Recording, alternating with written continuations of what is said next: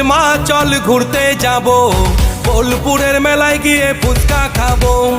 ও টুনির মা চল ঘুরতে যাব, বোলপুরের মেলায় গিয়ে ফুচকা খাবো। হোটেল ভাড়া করব দুজনা, কারো কথা মানবো না, কারো নিষেধ মানবো না, কোনো কারণ মানবো না, কোনো বারণ মানবো না। ও টুনির মা চল